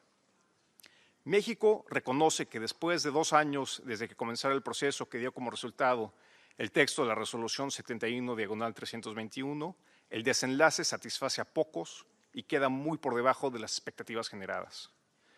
Lamentando profundamente que los Estados miembros no hayamos llegado a un acuerdo para la aprobación de una nueva categoría de participación de representantes de instituciones de los pueblos indígenas durante el anterior periodo de sesiones, México se unió al consenso con lecciones aprendidas y algunas conclusiones.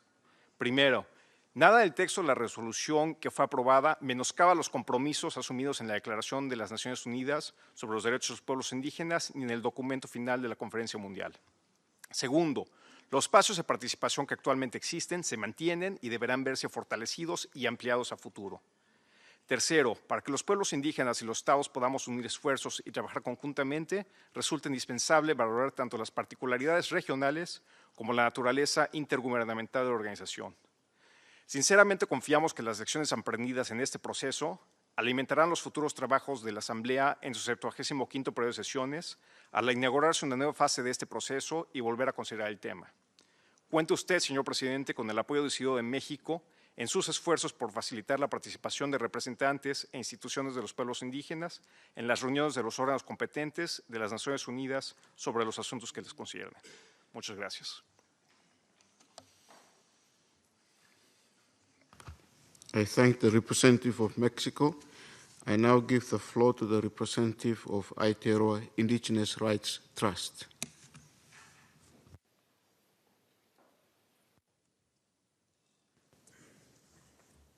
Thank you, Mr. Chair.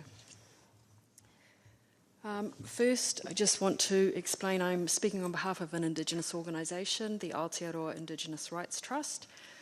I want to make that point simply because I'm not in a position to speak on behalf of my tribal nation, and it's one of the reasons I'm present here today is to address that issue. I'd also like to thank the Voluntary Fund for Indigenous Peoples for funding my participation here today. Firstly, like many of the speakers before me, I'm mindful of the work that has already been undertaken on this issue, particularly the work that has been undertaken by Indigenous peoples through a very robust and collective process which culminated in the adoption of an outcome document in Alta in 2013. And one of the specific recommendations that came out of that process, which was that the UN grant permanent observer status to Indigenous peoples' institutions in order to enable our direct participation in matters affecting us. Building on that recommendation, the World Conference outcome document adopted as one of its recommendations a process to consider and agree upon the best way to acknowledge and provide for the enhanced participation of Indigenous peoples' representative institutions. And as we have heard, that has resulted in a number of years of consultations, the adoption of the General Assembly resolution last year, which could be understood as basically placing this issue in the too hard basket for states, but not for Indigenous peoples. And my point is, I think it's very important to the integrity of the UN that the work generated over the past 5 years not be put aside, and that it must form the basis of these ongoing consultations. Not only is this history and the work that was undertaken through these processes important, but the framework within which any proposal is established must be consistent with the UN Declaration on the Rights of Indigenous Peoples, and I particularly wish to highlight those articles which affirm Indigenous decision-making. Those are Article 3, self-determination, Article 4, autonomy, Articles 5, 20 and 34, which relate to Indigenous peoples' political, legal, economic, social and cultural institutions. Articles 19 and 32, which refer to free, prior and informed consent.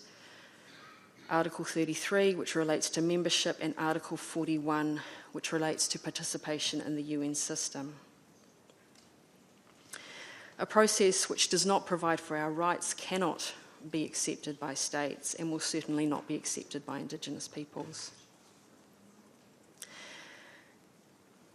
This process is mandated to, and I quote from the GA resolution, possible further measures necessary to enhance the participation of Indigenous peoples' institutions, unquote. And as I've noted, the last 5 years have produced detailed proposals on all the 4 issues that need to be agreed upon, that is the venue, the modalities, the selection mechanism and the selection criteria. But what I think is clearly lacking in the process is the collective political will on the part of some states to make this a reality. And I'm very heartened to hear from the states that have taken the floor thus far who are very supportive of engaging with Indigenous peoples and finding a solution to this. Clearly we're still missing some of those voices who do not share that view, and it would be very important that those voices are heard in these informal consultations so that we can address the concerns that are raised. I also note that the resolution provides for regional consultations, and I had a question to note that it would be good to hear from states who have started that process of initiating those regional consultations, but as I've taken from the previous speakers, that has not occurred yet. So, Mr. Chair, I would ask that you would strongly urge states to commence those regional processes as a way of addressing the concerns raised by some states about the lack of participation from some regions in this process. Coupled with that, I also think it's important for those states that are concerned that Indigenous peoples are not participating, consider supporting the UN Voluntary Fund for Indigenous Peoples as a way of ensuring there is greater participation of Indigenous peoples in this process. And we've heard from Indigenous peoples today from Africa, and particularly from Africa. I think those voices have not been heard, but some of those people, grantees of the Voluntary Fund, have taken the floor today, so I think that's very positive. So in closing, Mr. Chair, I just want to reiterate 2 points. One is the need for the UN Declaration to be the absolute fundamental basis for this process going forward, particularly in light of the resolution that was adopted at the end of last year, where many of the detailed proposals on the 4 issues that you've asked us to speak about were not reflected. Without that basis and without that agreement, and without good faith, as one of the previous speakers has alluded to, it will be difficult to see how this process will progress. And secondly, that the work that has already been undertaken in the last round of consultations, which included the 4 advisors to the PGA, 2 of whom were Indigenous, that content and substantive information also be reflected in your ongoing reports. Thank you, Mr. Chair.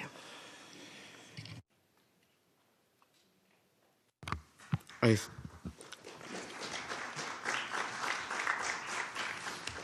thank the representative of Aotearoa Indigenous Rights Trust. I now give the floor to the representative of Petrie Foundation.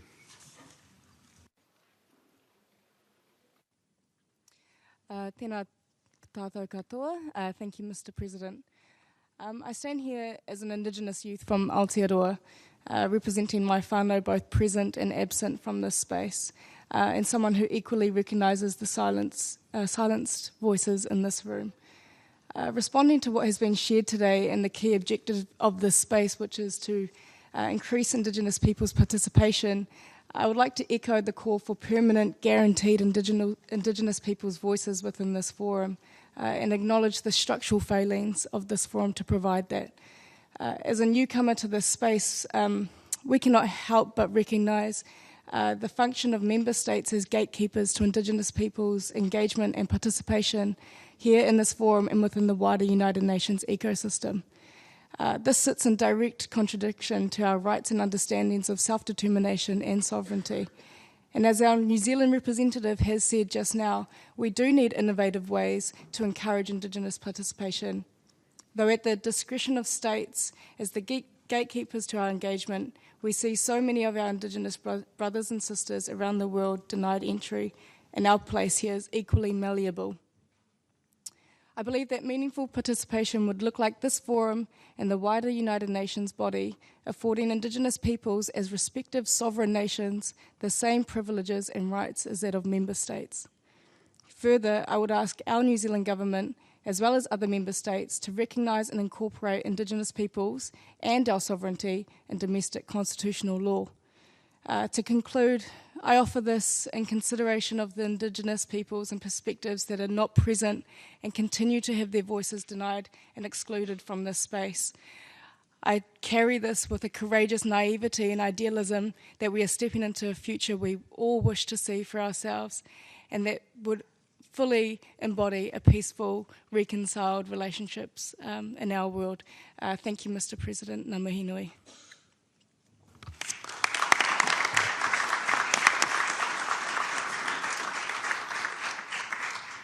I thank the representative of Petrie Foundation. I now give the floor to the representative of Russian Federation. Спасибо, господин председатель.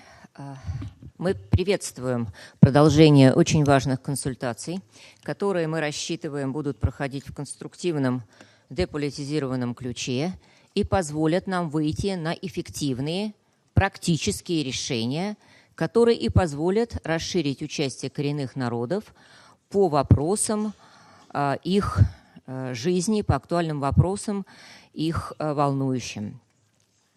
В первую очередь хотела бы подчеркнуть, что полностью поддерживаем положение в выступлениях наших основных докладчиков, которые говорят о том, что мы при рассмотрении этих вопросов должны в первую очередь озаботиться тем, чтобы, вырабатывая новые модальности и механизмы, не ухудшить положение коренных народов, которые участвуют уже сейчас в работе различных органов, не допустить дискриминационного подхода. Мы постарались откликнуться на призыв председателя внести конкретные предложения и в процессе столкнулись с некоторыми проблемами. И вот некоторые из этих проблем я хотела бы озвучить для того, чтобы все мы с вами подумали, как найти пути преодоления и не дискриминировать ни одного коренного народа. Первое. Есть коренные народы, которые проживают сразу в нескольких странах. Вот когда мы будем определять, кто будет участвовать, кто будет презентовать, какой конкретно народ из какой страны будет принимать. Или все, например, 3 или 4. Тогда мы оказываемся в ситуации, что если один народ проживает в одной стране, то он оказывается в неравном положении с тем, которые проживают в нескольких странах. То есть это серьезная проблема, надо ее как-то подумать и решить. Вторая проблема. Нет согласованного международного определения коренных народов. В каждой стране свое законодательство. Вот когда мы будем рассматривать, представляет ли действительно тот или иной народ, коренной народ страны, на что мы будем ориентироваться. Так, чтобы, опять же, никто не оказался в стороне, чтобы мы всех могли нормально, легально и недискриминационно привлечь к участию. Третий момент. Полностью поддерживаем вопрос о необходимости финансового обеспечения участия. Потому что в разных странах разные возможности. Кто-то поддерживает такое участие, у кого-то меньшие возможности, а мы не должны поставить разные страны в разное положение. Теперь мы предлагаем еще посмотреть на эту проблему с другой стороны. У нас есть постоянный форум и экспертный механизм, которые являются хорошей площадкой. Давайте подумаем о том, чтобы более широко использовать практику, которую мы уже на прошлом форуме применяли. То есть на тематические заседания приглашать представителей тех структур, например, была комиссия по вопросам женщин, и обсуждать с ними эти проблемы с тем, чтобы донести до них озабоченности, и чтобы и мы, представители государств, и представители этих структур, поняли позицию коренных народов по конкретным важным вопросам и темам. И третий, последний момент, тоже как предложение. Давайте подумаем действительно о том, чтобы представители этих структур, постоянного форума, экспертного механизма могли бы доносить до ООНовских структур мнение, которое выработал постоянный форум. И таким образом обеспечить также учет мнения коренных народов. Мы рассчитываем, что в течение этих консультаций мы сможем найти ответы на эти вопросы и рассмотреть самые различные возможности, которые позволят широко учитывать мнение всех коренных народов без дискриминации и при полном учете их интересов. Спасибо за внимание.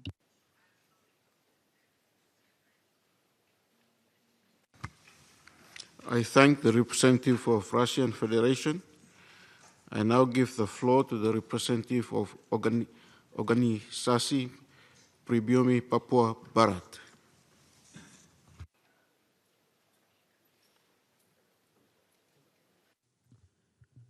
Dear Excellency, UN General Assembly, President, many thanks for deliver the demands of the peoples of West Papua to the United Nations General Assembly, President, because UN General Assembly never responsible on the resolution 448 that on the 5th session that set up West Papua or West New Guinea as non-self-governing territory according to the United Nations Charter Article 73. That's make we are suffering 55 years under the Indonesian colonialism since 1st October 1962 until today. After the Act of Free Choice or referendum in 1969, the UN Secretary General U Thant attempted the same trick he used in 1962 of not allowing the General Assembly to debate or address the issue. But this time, members in General Assembly were more confident and ready to object. A technical point, I suspect the UN Secretary General has engaged in illegal private negotiation with Indonesia and Netherlands to draft their text for the General Assembly Resolution 2504 in the 2024 session. In any event, the sequence of meetings since at the UN is General Assembly plenary meeting 1810. Some nations raise a point of order to object the lack of time, and I demanded time to consider this issue. Instead of allowing several weeks, they were then allowed 6 days to prepare. General Assembly plenary meeting 1812, a group of nations proposed an amendment to proposed text. In paragraph 44 of the meeting, the proposed amendment asked Indonesia to allow referendum by 1975, together with the Papua New Guinea. Then there is also a proposal for a German additional time to allow nations to further consider this issue. The meeting extend into their lunch time, and some continue in their afternoon meeting. General Assembly plenary meeting 1813 in paragraph 135, a vote is held about proposed German additional time and fails. In paragraph 168, a vote is held on amendment to ask referendum by 1967 and fails.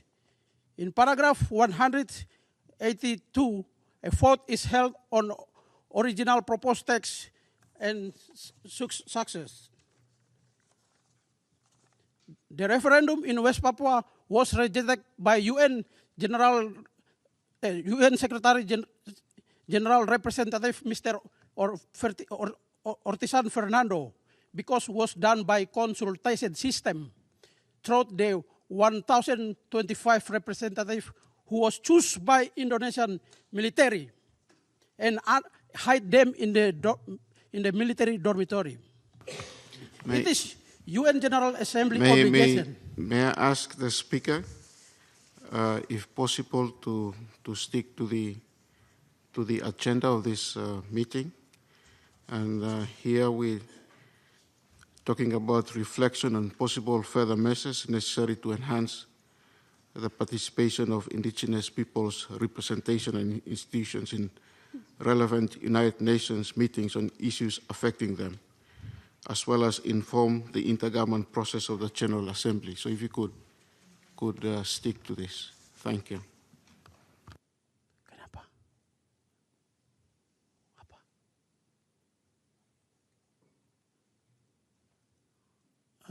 Once more. We continue? Yeah, you may continue with your remarks, but stick to the agenda. Okay. Yeah, this is the last. Yes, it is UN General Assembly obligation to set up it in the Charter of the United Nations, Article 73, for granted independence of all non-self-governing territory.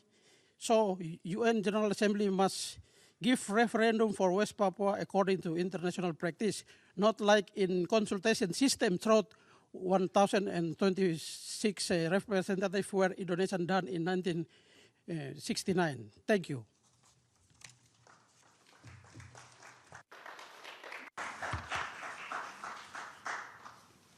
I thank the representative of Organisasi Pribumi Papua Barat. I now give the floor to the representative of the Indian Confederation of Indigenous and Tribal Peoples, Northeast Zone.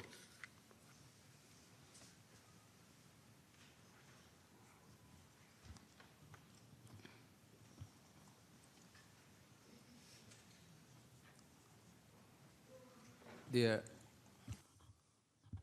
is it okay? I, on behalf of over 100 million indigenous people from India, would like to congratulate Honorable President of GA for taking up this bold step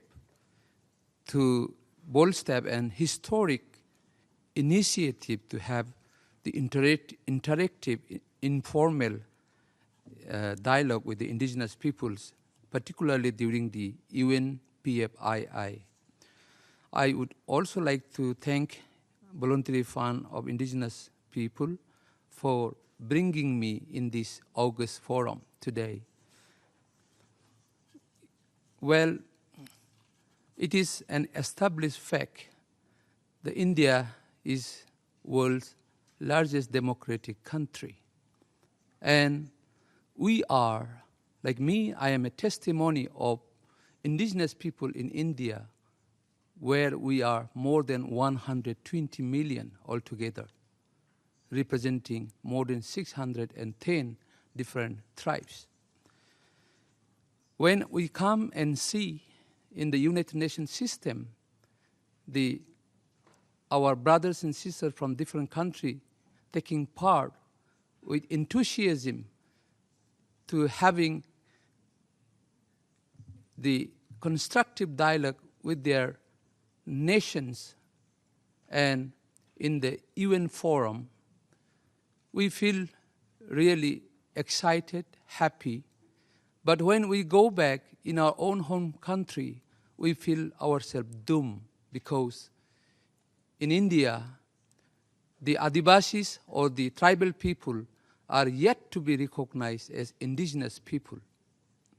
So through this August forum, I would like to strongly recommend that in the forthcoming 75 UN General Assembly, for which the interactive hearing is taking place today to enhance the participation of indigenous people around the world, should come out with very positive outcome to ensure that the nations who are denying our existence as indigenous people should rethink, and they should ensure that they recognize our brothers and sisters in different countries, those who are still yet to recognize, including my home country, India. The another point that I would like to emphasize today in this interactive hearing is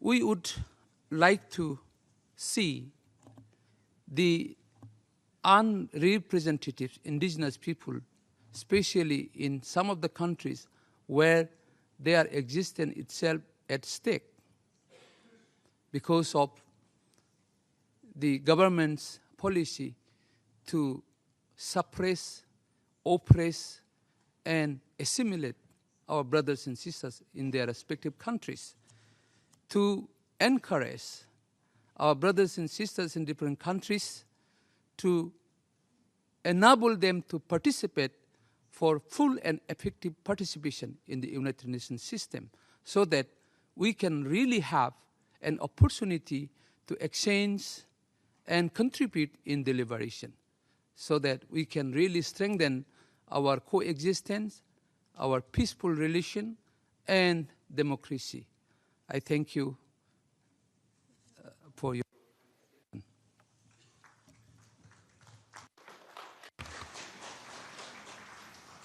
I thank the representative of Indian Confederation of Indigenous and Tribal Peoples Northeast Zone. I now give the floor to the representative of Brazil.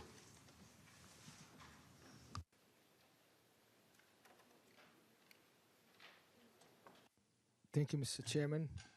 As stated in other opportunities, Brazil is fully committed to current efforts to devise measures for enhancing the participation of indigenous peoples' representatives in relevant United Nations meetings on issues affecting them. We do understand that the modalities of participation of indigenous people could not be the same as those reserved to member states. We also understand, on the other hand, that the representation of NGOs are not the same as indigenous people representatives.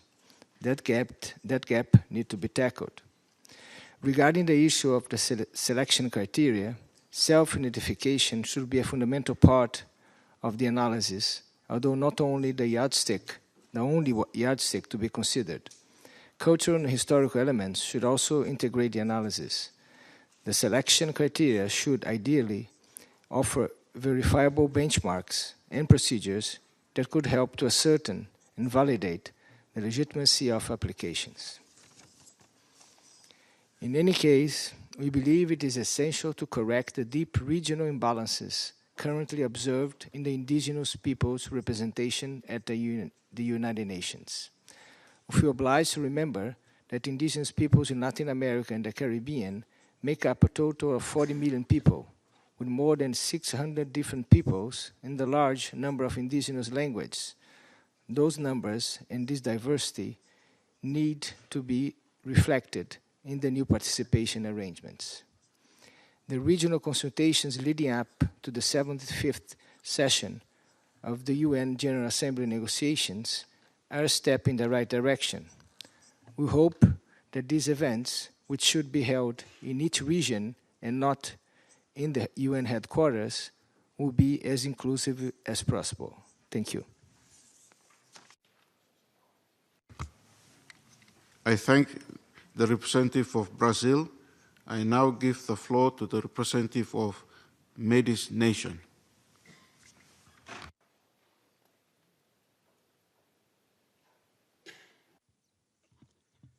Thank you, Mr. Chair. The Métis Nation government, which I represent, has been engaged in the process, and we've actually signed on to all of the presentations put forward, written presentations by the Indian Law Resource Center, so I'm not going to repeat those. I just want to say that we as well, of course, were disappointed and need to express that. In Canada, we've been working not on the, of course, within the national level, and we've come to a point in the road where representatives of Indigenous peoples, nations, and governments are involved in intergovernmental affairs.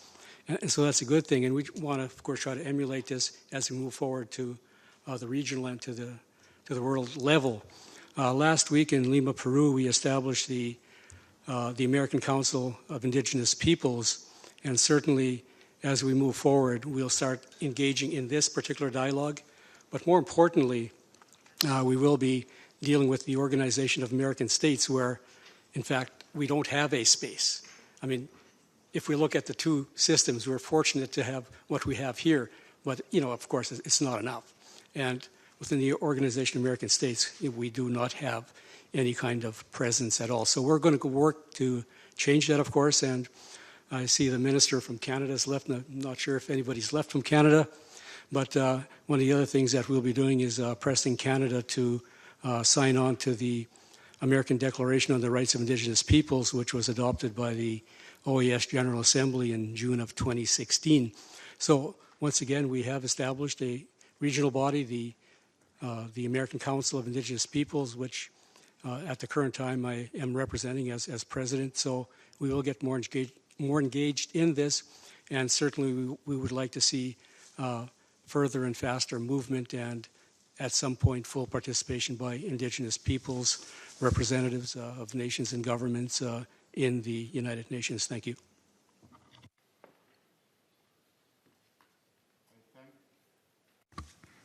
I thank the representative of Métis Nation. I now give the floor to the representative of Indonesia.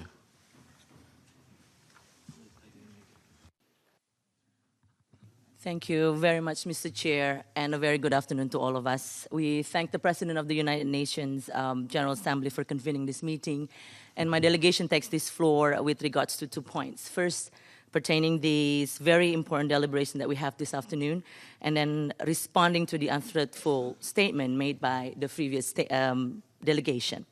So we thank the co-facilitators who have been working vigilantly with the member states on the resolutions as well as these particular issues. And since the very beginning, Indonesia has been a very active member, deliberating all the possibilities that we have had, as well as all the pertinent elements with regards to the enhanced participations of the indigenous peoples within the UN system and all the relevant UN mechanisms. Indonesia remains committed to the work of these particular issues and will continue work constructively on these issues. This is indeed a complex issue, and conditions of the countries differ from one another. Specificities are highly noted, and some might have even particular group of indigenous peoples, while some might consider all populations to be indigenous, like in the case of Indonesia. Nevertheless, we reached a consensus based on the resolutions, and the UN General Assembly has been mandated to continue working on ways to enhance participation of indigenous peoples until the 75th session of the UNGA. And I think we should continue with this particular spirit. And secondly, Mr. Chair, if you indulge me, my delegation would also like to draw the attention on the currently made statement of the organization called Organisasi Pribumi Papua Barat, which is not only providing the false statement and fabricated facts, but also misled this very important deliberation. It is very unfortunate to see again that this very important meeting, hearing our consideration as well as consultations with the representative of the indigenous peoples has been misled and utilized by irresponsible groups and individuals claiming to represent West Papua. Without the intention to speak outside of the topic, but my delegation is compelled to give this particular statement that we request the President as well as the Chair to disregard and not include those statements in the report. We believe that it is important to also underline that the issue of West Papua has been concluded within the United Nations, and through the resolutions of 2504 that we have in 1969, the issue of the territorial integrity of Indonesia with the inclusion of West Papua is final and remains valid up until now. And we cannot tolerate the breach of the UN Charter, as well as one of the most important articles in the UN Declaration on the Rights of the Indigenous Peoples when it comes to the sovereignty of states. Nevertheless, Mr. Chair, my delegation remains committed again to the work of the UNGA and to the work of the UN system with regards to the promotion and the protection of the rights of the indigenous peoples as it is applicable. Thank you very much, Mr. Chair. I thank the representative of Indonesia. I now give the floor to the representative of Seneca Nation of Indians. Watkunualadu, Kauniusta Yungets, Mr. President, Excellencies, and delegates, I address you in my capacity as Associate Legal Counsel for the Seneca Nation, a sovereign indigenous nation comprised of more than 8,000 citizens, exercising its jurisdiction over 5 territories in western New York. The nation has governed itself since 1848 in accordance with a written constitution, establishing a tripartite form of government consisting of legislative, executive, and judicial functions. The nation has an essential interest in the outcome of today's discussion. We do indeed have significant contributions, innovative solutions, and other resources to make to the UN system to better global governance and to address global issues. However, as Sami President Keskitalo stated, we first need to get in the building. The United Nations Declaration, with its recognition of the permanent existence of indigenous peoples' governments, along with the long-standing participation of indigenous governments in intergovernmental bodies, forms the foundation of this conversation. In 1923, 95 years ago, my great-grandfather, Chief Deskahe, fought for international support and recognition of the Cayuga Nation of the Six Nations Confederacy, but he was denied entry into the League of Nations by a few powerful member states. Today, as Indigenous governments, we are still denied meaningful participation in the United Nations by a few powerful member states. Actions that are contrary to the UN declarations express commitment to establish ways and means of ensuring the participation of Indigenous peoples on issues affecting them, and contrary to the World Conference Outcome Document, Operative Paragraph 33. Last month, the Seneca Nation adopted a policy fully endorsing the UN Declaration as its own minimum standards and for developing its future relationships with external governments, including with member states of the United Nations. And today we join in the efforts to create a new, distinct, and appropriate status for Indigenous governments at the United Nations. In closing, we support and echo the recommendations made by Indian Law Resource Center, National Congress of American Indians, and the Native American Rights Fund, and we respectfully request the General Assembly hold additional intergovernmental discussions and consultations with Indigenous governments, not only in New York and Geneva, but in the territories of Indigenous governments as well, and not only among member states behind closed doors, but with and among Indigenous governments themselves, for they have the most to contribute. Indigenous governments have existed for hundreds of years, for many generations, and must be provided once and for all the rightful place in the community of nations. Thank you.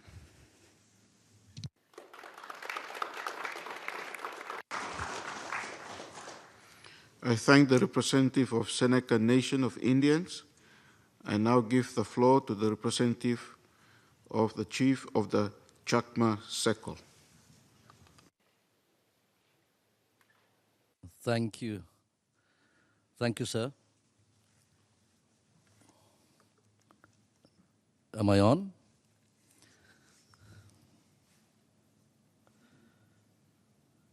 Can you hear me? Yes, sorry. I am from Bangladesh, in the southeast Chittagong Hill Tracts region bordering Myanmar and northeast India. The Chacma Circle includes more than 2,000 villages, which is my territory.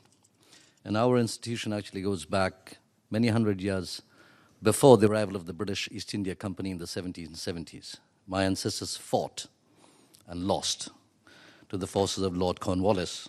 But anyway, happily enough, our institution is still recognized by the laws of Bangladesh, although we do share authority and roles with our elected sisters and brothers in councils and parliament and so forth. And apart from Chittagong Hill Tracts, there are also other traditional institutions in northeast India, East Malaysia, and several other parts of Asia. Now, it can be partly hereditary, it can be consensual, it can be partly nominated, and sometimes even with informal elections, how the office is transferred. Now, with indirect representative democracy, sometimes we do have the dictates of money, muscle, and the spoils of electoral victories, which sometimes leads to our ethnic sisters or brothers being elected, if at all, but who do not represent, who do not sing, or who do not dance to the songs of our indigenous nations and peoples. So our representation in national levels as well as in the UN system is really very, very important. It is so nice to hear the granddaughter of Chief Deskahe, who could not go to the League of Nations. There was also Chief Ratana. Now, if the UN really opens up for the traditional institutions as well, so that we can speak about our rights, our identities, and our integrity before we sort of become extinct and get lost in the so-called democratic systems in many countries. Thank you, sir.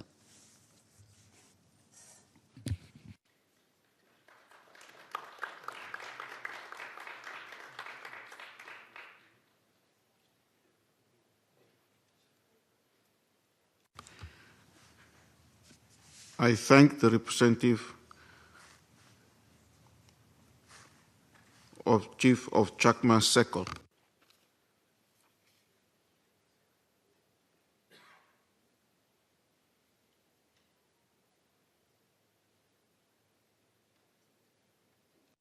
I now give the floor to the representative of Organisation Asociación Conas Unidas por Naguana.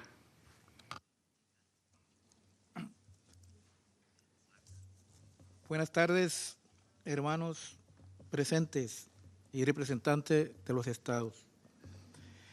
He estado escuchando todo intervenciones de mis hermanos, casi todos se coinciden. También, primero quiero agradecer al Fondo Voluntario por haber permitido venir acá. Claro, la preocupación nuestra es que haya más participación de los pueblos indígenas en estos espacios. Y durante los últimos 30 años, el tema indígena ha estado en auge en la agenda de las Naciones Unidas.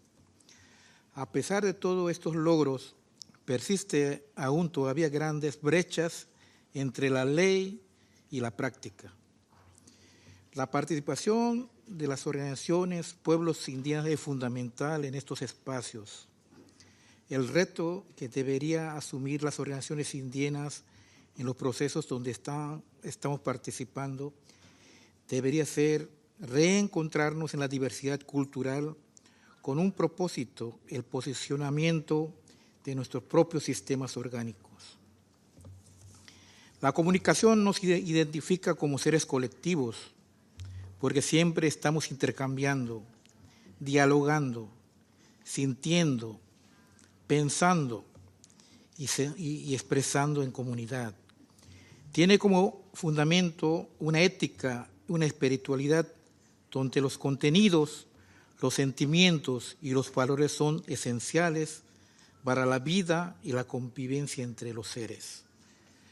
Por tal razón, los acuerdos o la adopción de varios instrumentos internacionales en defensa de los pueblos indígenas no solo podemos ver como un simple compromiso de los estados a favor de los pueblos indígenas, debemos considerar como un instrumento importante de acción para las políticas de derechos humanos que deben emprender los gobiernos, la sociedad civil y los pueblos indígenas. Si realmente queremos que estos derechos se garanticen, se respete, debemos que trabajar fuertemente en nuestros países para que estos acuerdos, convenios, declaraciones sean aplicadas en nuestros países. La adopción de varios instrumentos internacionales en defensa de los derechos de los pueblos indígenas nos significó el fin de una lucha, de un ciclo. Igual debemos ver el mismo tiempo como un nuevo ciclo de trabajo para que sea aplicado en nuestros países. Por eso, todos debemos involucrar con esta tarea que los acuerdos que se tomen sean aplicados, visibles en nuestros países. Muchas veces en los espacios donde se discute del tema indígena hay poca participación de los representantes indígenas. Por eso es importante este debate, para que haya más participantes en estos espacios, porque se discute temas indígenas. El camino que los pueblos y organizaciones indígenas hemos recorrido en la historia ha sido agotador. Sin embargo, a través de las adversidades que hemos afrontado, nuestro pueblo se ha fortalecido. Sin lugar a dudas, esta vitalidad proviene de la sabiduría de los pueblos y la dura lucha que hemos sostenido para conseguir que nuestros derechos sean respetados.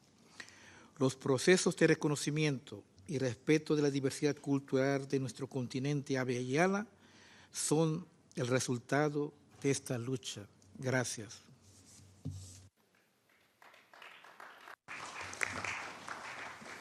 I thank the representative of Organización Asociación Conas Unidas por Naguana. I thank the participants for their interventions. We have now concluded the interactive discussion.